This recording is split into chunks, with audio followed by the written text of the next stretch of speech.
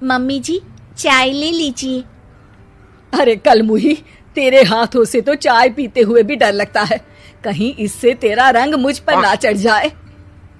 अगर इन्हें इतनी ही शर्म होती तो मेरे इतने हैंडसम भाई को इस तरह फंसाती नहीं।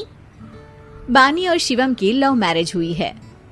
बानी के ससुराल में उसकी ननद और सास हैं, जिन्हें अपने गोरे रंग पर बहुत गुरूर होता है, जिस वजह से वो बानी को सिर्फ उसके सांवले रंग की वजह से नापसंद करती है और हमेशा उसे ताने सुनाती रहती हैं।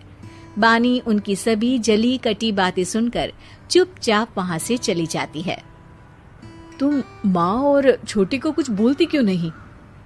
मम्मी जी बड़ी हैं, हर छुटकी ना समझ, इस तरह उन्हें उल्टा जवाब देना सही नहीं।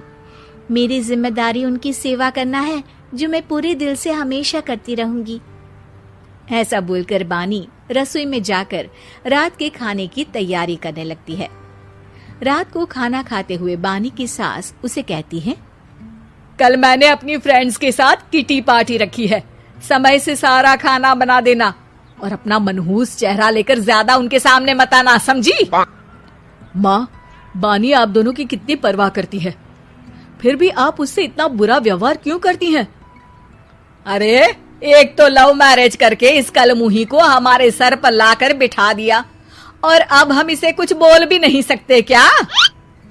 भैया तो इनकी तरफदारी करेंगे ही, आखिर इन्होंने पूरी तरह उन्हें अपने वश में जो किया है।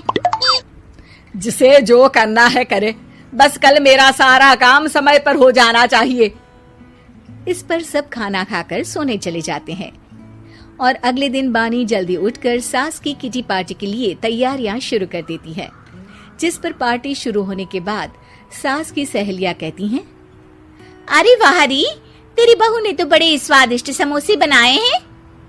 हाँ भाई, रंग कैसा भी हो, खाना बनाने में बिल्कुल अन्नपूर्णा है। अरे इसकी भी क्या बात करनी, मेरी बेटी से मिलो, इसकी सुंदरता के आगे तो उर्वशी रंभा भी फेल है। उर्वशी रंभा को तो फेल कर देगी, पर क्या अन्नपूर्णा बन पाएगी?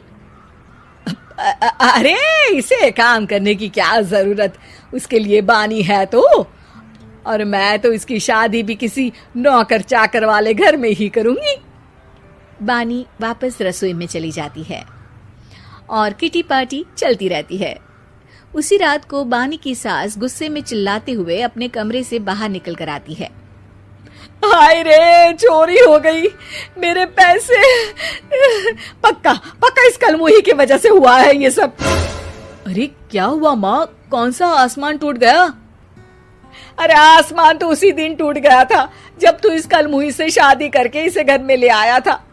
खुद तो आई ही, अपने साथ साथ मनहूसियत का काला साया भी मेरे घर ले आई।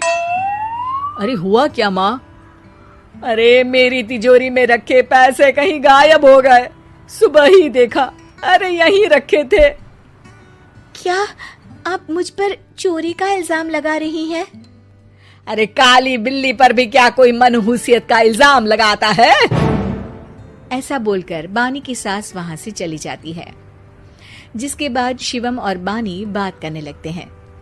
देखो, मम्मी की बात का बुरा मत मानना, वो बस परेशान है ना, इसलिए कुछ भी बोल गई। वो परेशान नहीं, मुझसे नफरत की वजह से ऐसा बोलकर गई हैं। उन्हें मैं हमेशा एक आंख नहीं सुहाती। देखो बानी, अगर तुम चाहो तो हम दूसरा घर लेकर वहां शिफ्ट कर सकते हैं। आखिर तुमसे प्यार करके तुम्हें अपनी जिम्मेदारी पर इस घर में लेकर आया हूँ, इस तरह टॉर्चर नहीं होने दे सकता। अगर आप साथ हैं तो मुझे किसी चीज की टेंशन नहीं, और आखिर वो हमारी बुजुर्ग हैं, हम उन्हें और छुटकी को इस तरह अकेले छोड़कर कैसे जा सकते हैं? इसके बाद बानी भी अपने कमरे में चली जाती है और अब हर रोज उसकी सास की तिजोरी से पैसे गायब होने लगते हैं। इसी तरह कुछ समय बीत जाता है और वो हर बार हर चीज का इल्जाम बानी पर लगाती है, पर बानी कभी कुछ भी नहीं बोलती। कलमुही नास पीटी, बहू को घर की लक्ष्मी बोलते हैं, ये तो पनौती बनकर आई है, पनौती। एक रात बानी की सास को आधी रात में प्यास लगती है, तो वो पानी पीने रसोई की तरफ जाती है। तभी उसे अपनी बेटी के कमरे में कुछ आवाज सुनाई देती है। हाँ हाँ, मैंने मम्मी की तिजोरी से हर रोज थोड़े थोड़े पैसे निकाल कर हम दोनों के लायक खूब पैसे इकट्ठे कर लिए हैं। और मम्मी आज तक उस सब के लिए भाभी को ही जिम्मेदार समझती है। तुम बस जल्दी से आकर मुझे यहाँ से ले जाओ और हम कहीं दूर जाकर शादी कर लेंगे। मम्मी को कुछ पता नहीं चलेगा, सब मुसीबत खत्म। अपनी बेटी की ये सारी बातें सुनकर बानी की सास भौचक्की रह जाती है और अपने कमरे में वापस चली जाती है। जब अगली सुबह बानी सास के कमरे में आती है, मम्मी जी, क्या बात है, आज आप कमरे से बाहर ही नहीं आई? आपकी तबीयत तो ठीक है ना? क्या छुटकी कमरे से बाहर आई या तुम उसके कमरे में गई? नहीं नहीं, क्यों, जाना है क्या? मैं अभी चली जाती हूँ। नहीं, कोई कहीं नहीं जाएगा। इस पर वो बानी को साथ लेकर कमरे से बाहर आती है, जहाँ शिवम भी होता है। वहाँ उसकी सास बोलती है, छुटकी मेरी तिजोरी के सारे पैसे लेकर अपनी माँ के बारे में कोई ख्याल करे बिना किसी लड़के के साथ घर छोड़कर चली गई। और बहू, तुमने मुझ जैसी सास की सेवा करने के लिए अपने ही पति के साथ दूसरे घर जाने से मना कर दिया।